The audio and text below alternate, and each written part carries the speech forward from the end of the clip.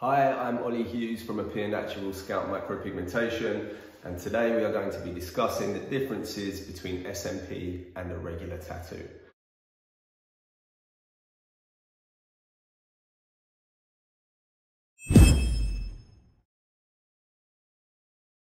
Okay, so in terms of machinery and equipment, the similarities are vast. There are companies who have been making tattoo machinery for years who have now sort of moved into the SMP world. My sponsors, Bishop, for example, are a big name in tattoo. Bishop Rotary, you might have heard of them. And they now make SMP specific machines. But what are the differences? So, there are subtle differences. The handpieces look the same, but the stroke length is slightly different. So in SMP, we need to be able to sort of adjust the stroke length to be going only into the epidermis, not all the way down into the dermis. And also the power output is slightly different to be specific for SMP. Needles. So the SMP needles or cartridges that we use are usually a 3-point needle. These can be used in tattooing. I think a lot of tattooists will use them for outlining and any small fine detail. But yes, I personally like 0603, which is a relatively small point. I like to replicate small, realistic hair follicles.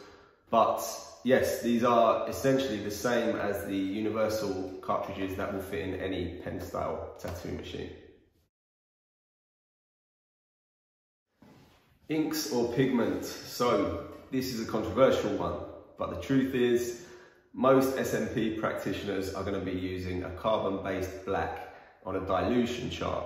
So we're diluting it to the specific tone that we need to match the follicles on that client's head. The reality is that most tattooists are going to be using a carbon-based black as well. There is very, very little difference, if any, between the ingredients between both. So what my sponsors Bishop have done is produced a pre-diluted range, so it's going to make it easy for you to pick the tone that you need for that specific client. You get your color chart with the pigment and it just makes everything a lot easier. But yeah, in reality, the ingredients are both very, very similar, if not the same. Technique. Now this is the main difference between the two practices. As SMP practitioners, we should be working into the epidermis.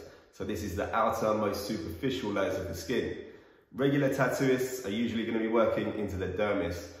Now this means that an SMP procedure is likely to be more prone to slight or gradual fading over the years, but it does also mean that it won't discolor in the same way that a regular tattoo does. Now, I think that's a really important point to make, because if anyone's apprehensive about SMP, it's usually because they've associated it with a tattoo and they think that it's going to turn that bluey greeny colour over the years. Now remember, that's not the case as long as you go to the right person. Alright, I'll see you in the next video. Take care.